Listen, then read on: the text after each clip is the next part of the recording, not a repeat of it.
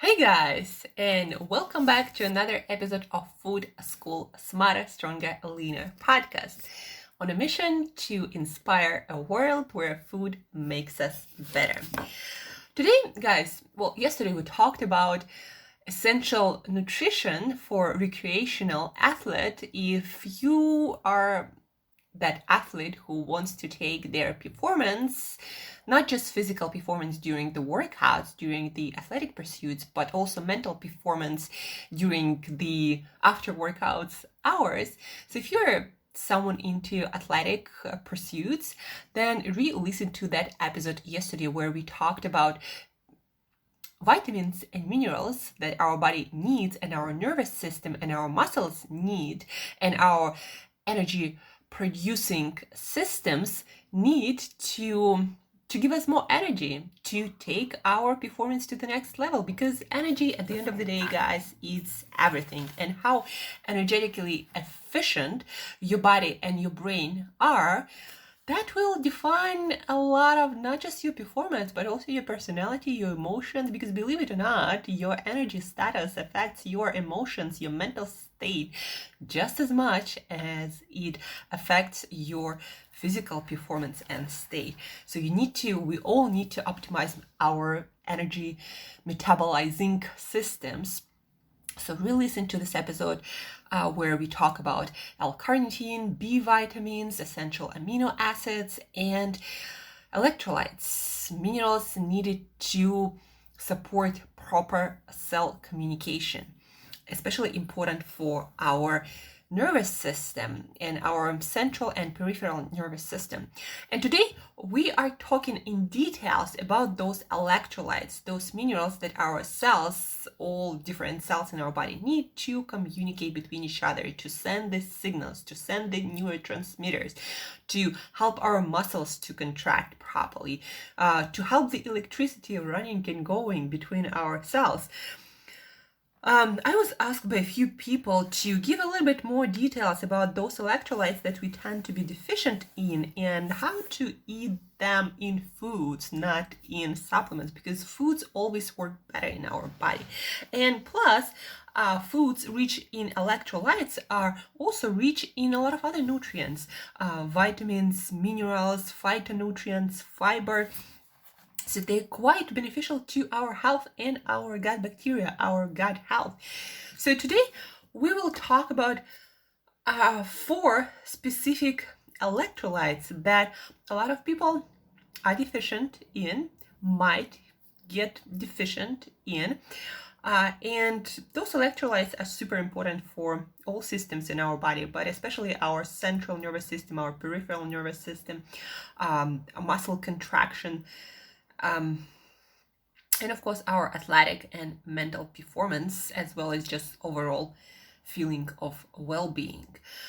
Let's start with an easy one because eating for it is easy when you know how to do it, but it's also super important. We are talking about iodine, guys, and I have like a lot of tabs open on my computer because to remember all of that is just not possible for a human being, but remembering the foods is much easier. So iodine, why do we need iodine in the first place, guys?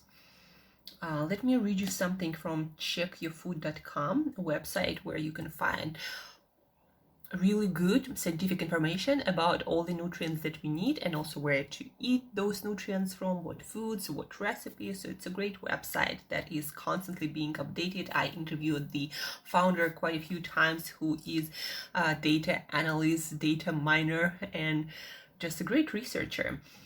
So iodine, guys, contributes to our thyroid health, energy needs, and nervous system, and promotes the normal growth of children.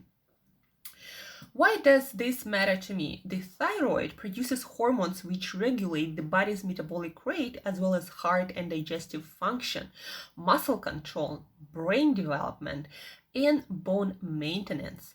The thyroid also contributes to the way our body absorbs micronutrients, basically vitamins and minerals, and gets rid of toxic substances.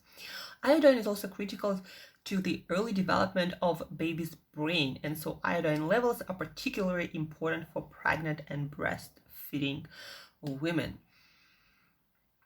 Iodine also is a component of many enzymes that require magnesium and manganese to function. So basically what it means is a lot of micronutrients, vitamins and minerals in our body, guys, they function together. And so if we lack one, like iodine, for example, then manganese and magnesium in certain reactions might not work because we lack iodine. That's why it's very important to have a balanced diet that has all the nutrients, all the essential nutrients that our body needs. So iodine, especially important for your thyroid. If you have any problems with thyroid hormones, and a lot of people do, if you have hypothyroid or hyper, and you are either losing weight and low on energy all the time, or you are gaining weight, or your body temperature, like your heart rate, your blood pressure is, out of balance. A lot of things can go wrong when our thyroid gland doesn't work that well. So it's important to have iodine in a system to support our thyroid gland. And so iodine, where can we get our iodine? And again, this one is pretty easy, guys. The best source is seaweed, wakame and kombu specifically, because not all seaweed is equally rich in iodine. But those two, kombu and wakame, that you can find in Asian supermarkets, in Asian like departments, almost any major supermarket will have a part of where you can find a lot of like Asian stuff, soy sauce and some buckwheat noodles. That is a Japanese thing, where you can find, Japanese, Chinese, Thai type of thing. That's where you usually can find seaweed. And when you get your kombu or wakame that are really, really rich in iodine, you just need less than a teaspoon of it. I usually buy it dry, and it is usually sold dry. And I put it in water for like 5-10 minutes, and then I either cook it, I can even put it in my omelette or any actually veggie dish that I cook, or I can just put it in my salad or just eat it by itself, because it just has that salty flavor. And especially great in Asian salads, any kind of seaweed salad, of course. So to give you an idea, 5 grams or 1 teaspoon of that dried kombu or wakame will give you about 7,000% of your iodine. So you didn't even need that much. You need like really, really tiny amount, but it's best to consume it every day. So that's how it's easy to get all of your iodine. Super, super easy, guys. So kombu and wakame, those are 2 things you want to remember. And again, iodine is super important for your thyroid, the most important mineral for our thyroid, and especially important for pregnant women, for breastfeeding women. The next one, also really simple and really easy, but a lot of people who are like myself on a whole foods, on a healthy diet without any processed foods, we might go low on that one. Sodium, salt. Sodium and salt are not the same, guys. So salt is the powder that you get, that you see. Sodium is an electrolyte, a mineral, an element that is in salt. To give you an idea, 5 grams or 1 teaspoon of salt will give you 2.5 or maybe a little bit less of that milligrams of 2.5 grams of sodium. And it is recommended for a healthy adult, although a lot of nutritionists argue with this fact, but it is recommended to get about 2,300 milligrams or basically 1 teaspoon of salt a day for an average adult. But athletes, well, first of all, we do sweat more, our muscles contract more, and our nervous system is under more pressure, so we do need more salt. Plus, a lot of people who do a lot of athletic stuff also usually are on a healthier diet and don't consume that much sodium in the first place, and so we need more. We consume less naturally, and that's why you need to watch it, especially if you have problems like we talked yesterday, when you, for example, sit down, stand up, and you feel a little bit dizzy, maybe it gets like dark in your eyes for a second. Maybe you feel fainting while working out. Maybe you just generally feel weak. Maybe your blood pressure is out of balance. Your heart might start racing. Maybe you have some cramps. Like, sodium can contribute to a lot of things. We need it in our body, and especially again, people who are on a whole foods diet and don't consume a lot of it, and plus, sweating, doing a lot of athletic stuff, maybe going to sauna, and sweating otherwise, you might need to consume more of it. So again, for an adult, it is recommended 2.3 grams of sodium, that is 1 teaspoon of salt. I would probably go for, if you do sweat a lot, especially if you're a male, I would probably go for twice that amount. If you're a female, just make sure that you get at least that. My favorite is sea salt. Somehow it is metabolized better, like I do feel better, plus it just has much more pleasant taste. And what I do before each of my workouts, I do take about like maybe 250 milligrams of salt before my workout, after my workout, and during the day. I can do that a couple more times, so I consume a gram of salt or like that. But then also I make sure that all of my food is salted, and I'm not afraid to put extra salt in everything I eat, and I just feel better. Sometimes when I'm weak, I just drink some water with sodium, with sea salt, and it just makes me feel immediately better. Especially again, if you like run a lot, if you cycle a lot, if you do a lot of stuff that makes you sweat, do make sure that you consume enough sodium. So we covered iodine and sodium, quite important, but also quite easy to cover. And then we have 3 others that are super important for your heart muscle, for your muscles, for your nervous system, for your brain function, for your digestive systems, for cellular function, for almost every reaction in our body. Those electrolytes are super important, and because of the processed nature of our diet these days, not all of us, but most of the world, we tend to run low on these electrolytes, so these minerals that are hugely important, and we need quite some of them. So for example, potassium, it is estimated that a healthy adult needs about 2,500 or 2.5 grams to 4.7 grams of potassium. Let me read you something about potassium from the same website, checkyourfood.com. Health benefits: contributes to keeping our blood pressure normal, our nervous system functioning well, and our muscles working properly. Potassium is vital to ensure that our brain and spinal cord, known as our central nervous system, communicates messages to and from all the organs of our body.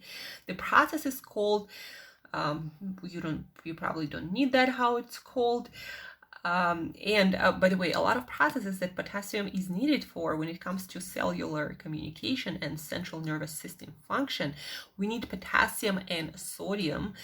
Usually, by the way, guys, it is recommended to balance your potassium and sodium, and it seems that that combination works best. So for example, if you are someone who is eating 2.5 grams of sodium, that's about 1 teaspoon of salt, then you need to be consuming about 2.5 grams of potassium.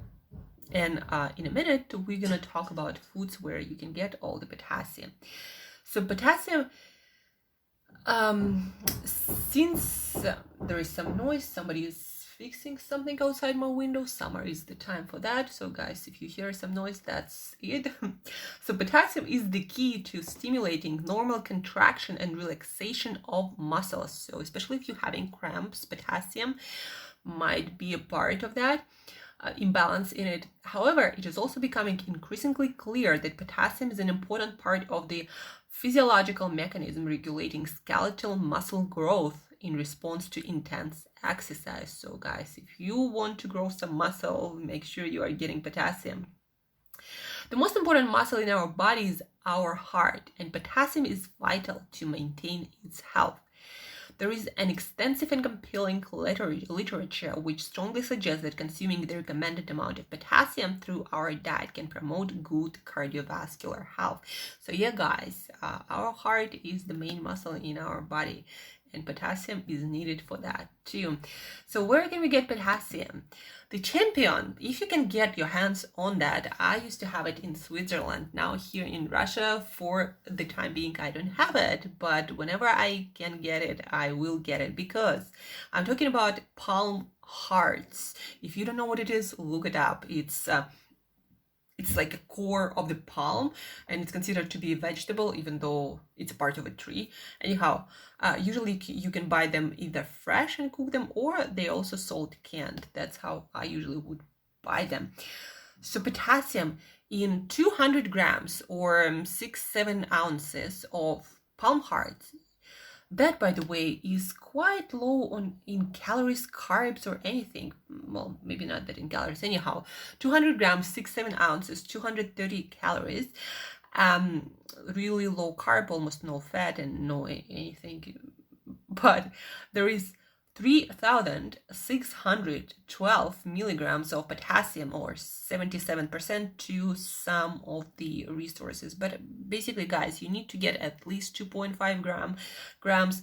200 grams of palm hearts will give you 3.6 grams already, and more when it comes to potassium is usually better. So palm hearts, they are the champions, guys, because the rest of the vegetables is just a lot less. The next one is avocado. One on a bigger side avocado will give you, that is about 220 grams or 7 ounces. So one avocado will give you 990 milligrams, or about 1,000 milligrams or 1 gram of potassium. So that's like 1/3 of what you need to consume. The next ones are Brussels sprouts, also quite high in potassium.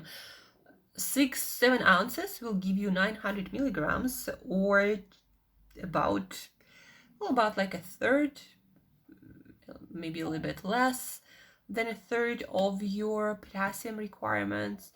The next one are potatoes, and it's even less. So 200 grams, 6-7 ounces of potatoes will give you about 850 milligrams. That is about 22% of your need for potassium. So I would probably go for avocados and Brussels sprouts, and also spinach has quite a good amount. So for 200 grams, with, as you know, spinach has almost like no calories, no carbs, no nothing, but it's quite high in potassium and magnesium. We're also going to talk about magnesium, how important it is. But when it comes to potassium, we have 692 milligrams, or about 18% of your daily requirements. But considering the fact that it's also high in vitamin A, in iron, in calcium, in magnesium, in manganese, vitamin A, vitamin K, folate, vitamin E, and like spinach is an amazing food. So and it adds quite a good amount of potassium, so that's an amazing source. There is some also in banana and apricots, but they all come after palm hearts and avocados and Brussels and potatoes and spinach. So that's our potassium, guys. Again, super important for nervous system, for muscles, for muscle growth, for muscle contraction, for heart health. Potassium is important, so make sure you get some. My favorite sources, a lot of people ask me about my favorite sources. So my favorite sources are avocados. One biggish avocado is about 1,000 milligrams, and I try to go for 3,000 milligrams or 3 grams of potassium a day. So one avocado is like a third of it. Then Brussels sprouts, 200 grams, 6-7 ounces is also about a third of that, but much less calories than avocados. And then also spinach. I love my spinach, and whenever I can, of course, I eat my palm hearts that are champions. Like, you eat 200 grams of palm hearts and you're done with all of your potassium with just a fraction of calories. Plus, palm hearts are also quite high. Let me tell you in what? In copper, in zinc, in phosphorus, in manganese, even some iron there, and also vitamin B6, B2, so it's amazing food, palm hearts. Now let's switch to magnesium, guys, because this is also a very important electrolyte. Magnesium contributes to reducing tiredness and fatigue, healthy cell division, muscles, bones, teeth, nervous system, and mental health. It is also an electrolyte or a mineral that is important for cellular communication, for transmitting signals between our cells, all cells in our body, but nervous cells specifically. So magnesium, it contributes to cardiovascular health, to type 2 diabetes, so you don't get one, to cognitive function, to, again, it contributes to more than 600 reactions in our body, guys. And again, muscles, like if you have muscle cramps, if your performance is suffering, mental and physical and cognitive health is not where it's supposed to be, like you just don't think that fast, again, cardiovascular system, magnesium is important for all of that, and it's especially important for DNA repair. So every time our cells replicate or need to repair our DNA because of some oxidative damage, our cells need magnesium, and so we also need quite a lot of it. And because of the processed nature of our diets this way, these days a lot of people are just not getting enough magnesium at all. So most of the magnesium rich foods are also dark leafy and not just leafy vegetables that people are just not eating enough these days, most people. But also there is one food that is super high in magnesium, probably the highest food in magnesium, that I started to love just half a year ago. I tried it for the first time, and now I'm absolutely a fan because it's also rich in zinc and copper and B12 and omega-3s.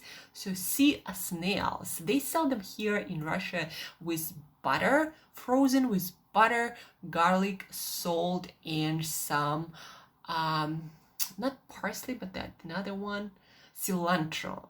And it's delicious. You just put it in the oven and in 15-20 minutes it's done. But sea snails, guys, so when it comes to magnesium, 100 grams of actual meat of sea snails, because they come in shells. So 100 grams, 3 ounces, 3-4 ounces, 3.5 ounces will give you 250 milligrams of magnesium. And to give you an idea, a female needs about 300 milligrams of magnesium per day. More is always better when it comes to magnesium. And a male needs somewhere around 400 milligrams of magnesium. Again, more is better when it comes to magnesium. And so most people are not getting enough, not near the amount we should be getting. And so sea snails are super rich in it. Again, 250 milligrams is just 3.5 ounces, or 100 grams with sea snails. And then we have our vegetables. So we have our Swiss chard, and let me tell you how many grams.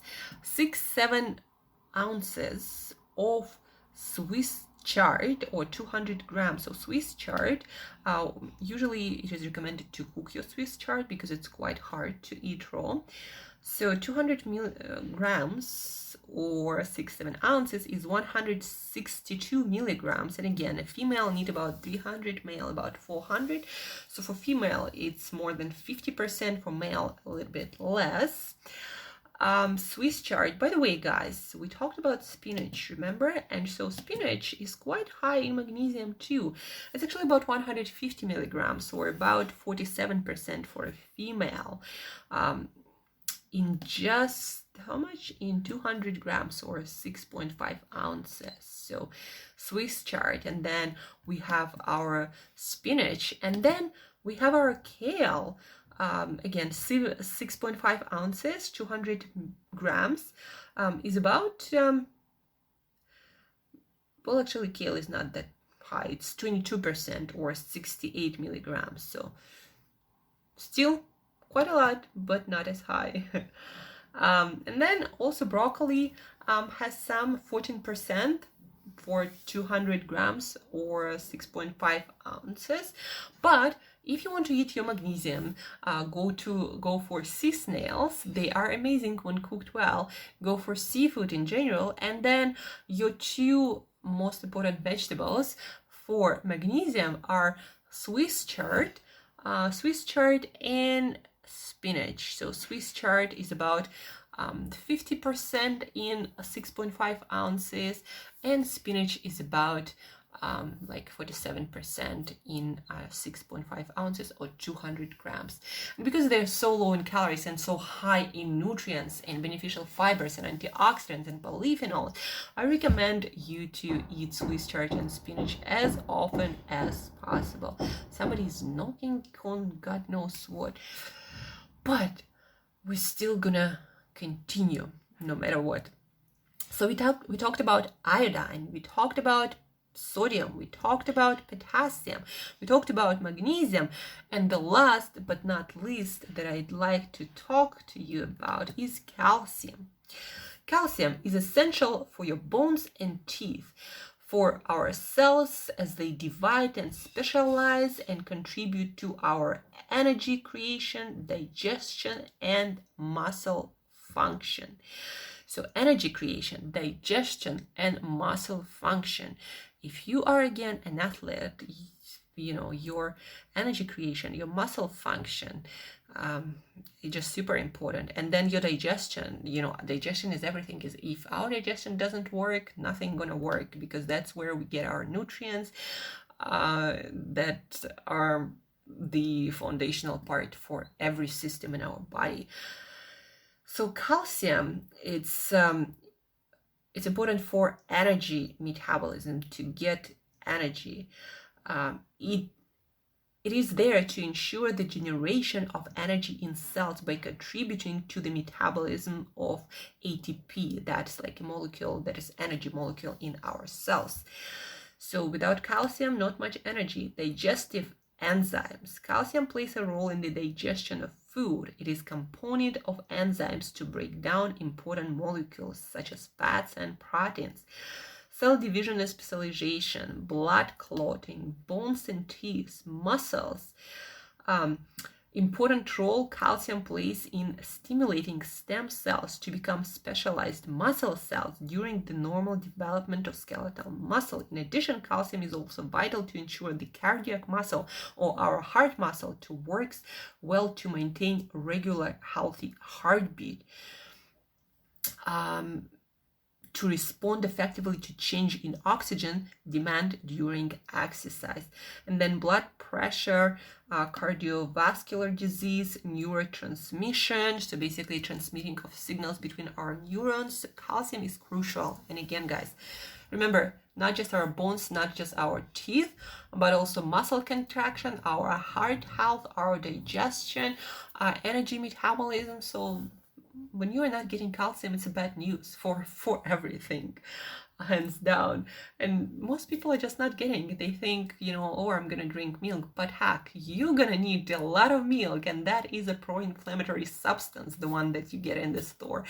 And calcium supplements are not that efficient, and very often are even harmful. So eating your calcium in foods is important, but you need to choose the right foods and the proper amounts.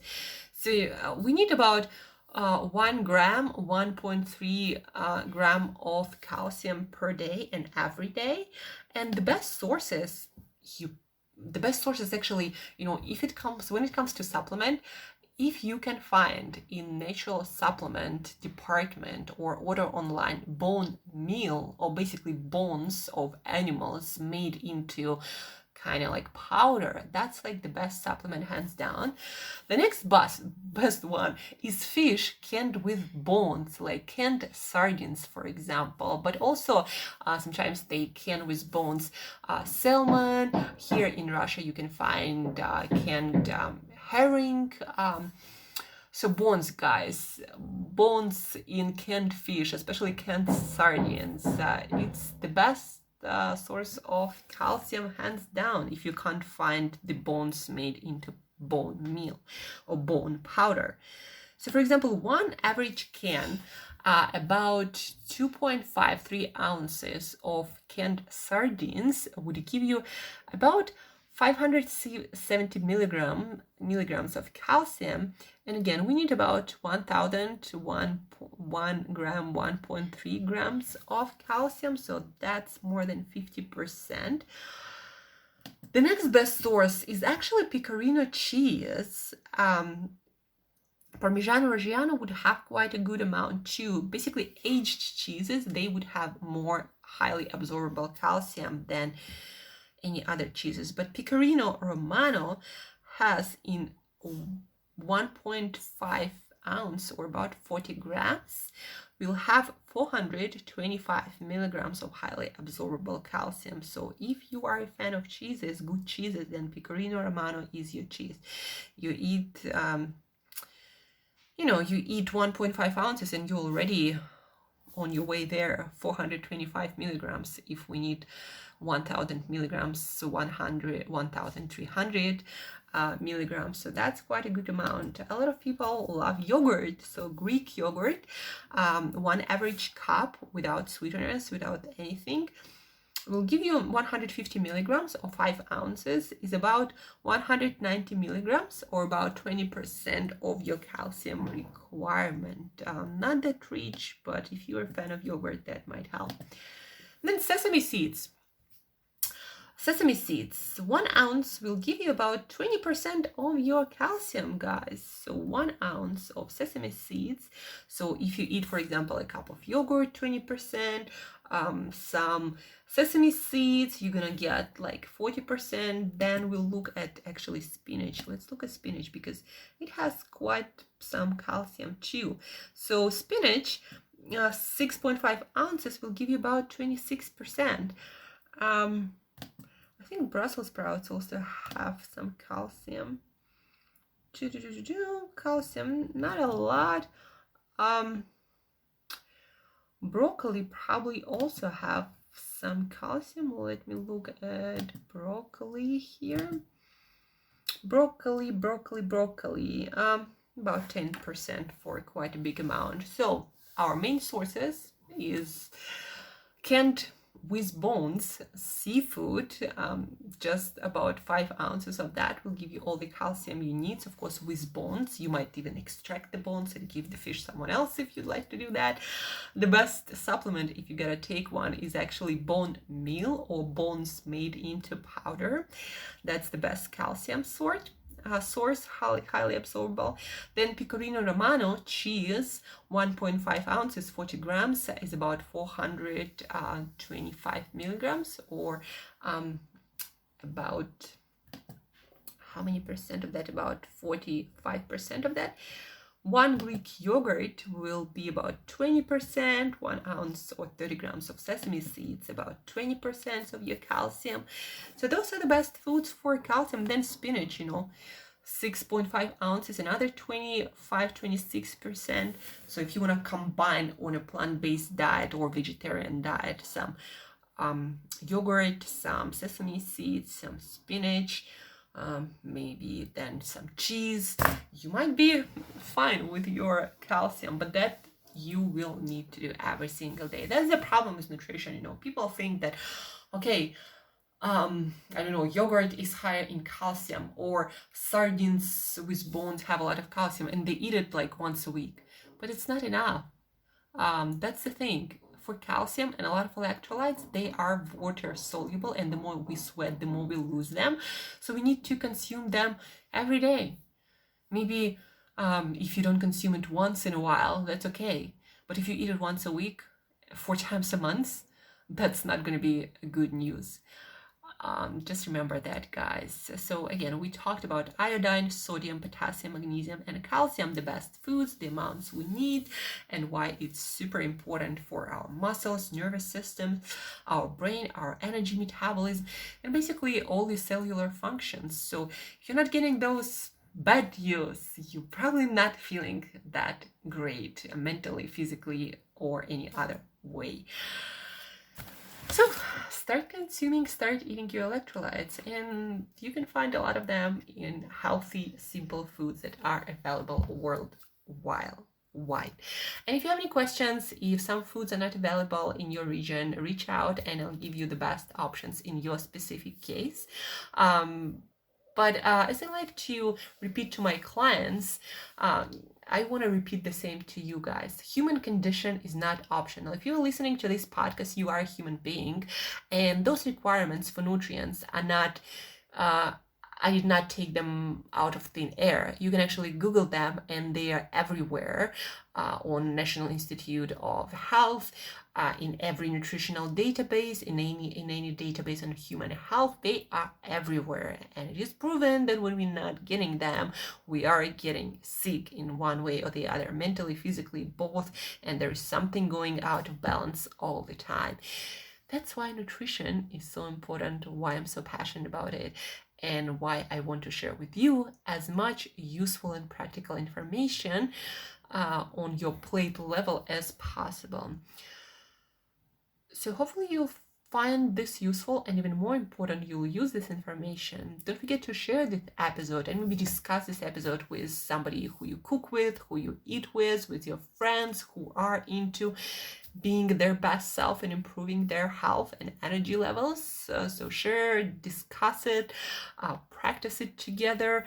The more you practice these eating principles, the easier it's going to be for you to eat all the nutrients that you need. So share, practice, ask questions. I'm more than happy to give you more information when you need it. Thank you guys for listening, for your time, and as usual, till next time, eat better daily.